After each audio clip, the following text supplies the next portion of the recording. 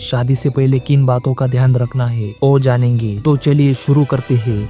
शादी एक पवित्र रिश्ता है, लेकिन अगर किसी कारण से यह रिश्ता टूटता है तो इसके लिए कई कानून है। डिवोर्स लेते समय कई चीजों का ध्यान रखा जाता है, जैसे कि हिंदू मैरिज एक्ट 1955। हिंदू, जैन, बौद्ध और सिख धर्म के लोग इस कानून के तहत तलाक ले सकते हैं। ऐसे ही मुस्लिम पर्सनल लॉ, मुस्लिम समुदाय में तलाक के लिए तलाक-ए-हसन और तलाक-ए-हसन जैसे तरीके अपनाए जाते हैं। ऐसे ही ईसाई पारसी धर्म के लिए डिवोर्स कानून बनाए गए है। अगर दोनों पति पत्नी आपसी सहमति से तलाक लेना चाहते हैं तो उन्हें स्पेशल मैरिज एक्ट 1954 या 1955 के तहत एप्लीकेशन देना होगा। तलाक का एप्लीकेशन देने के बाद दोनों पक्षों को 6 महीने का वेटिंग पीरियड दिया जाता है। अगर इस दौरान दोनों अपने फैसले पर अडिग रहते हैं तो तलाक को मंजूरी मिल जाती है। तलाक के बाद पति या पत्नी को भरण पोषण का अधिकार होता है, जिसे हम एलिमोनी लॉ कहते हैं। धारा 25 और धारा 125 के तहत भरण पोषण का प्रावधान है। इसका फायदा ज्यादातर महिलाओं को होता है। महिला अपने जीवन यापन के लिए आर्थिक मदद मांग सकती है। एलिमोनी की राशि कोर्ट तय करता है। पति की इनकम, पत्नी की जरूरतें और बच्चों की जिम्मेदारी को ध्यान में रखा जाता है। तलाक के बाद बच्चों की कस्टडी का फैसला कोर्ट इस बात पर ध्यान देते हैं कि बच्चे के हित में कौन सा पक्ष बेनिफिशियल है। माता पिता में से कोई भी बच्चों की कस्टडी के लिए आवेदन कर सकता है।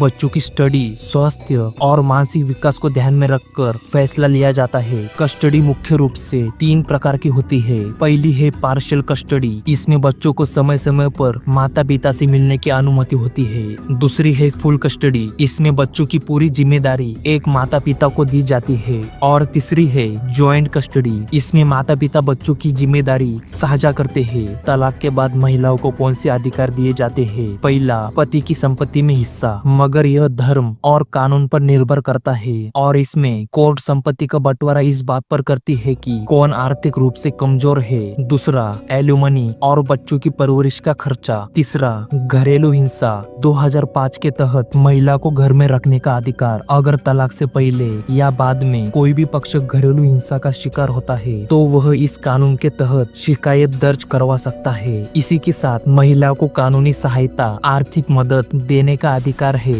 यह कानून महिलाओं को हिंसा, शोषण और धमकी से बचने के लिए है। यह कानून मानसिक और शारीरिक हिंसा दोनों को कवर करता है।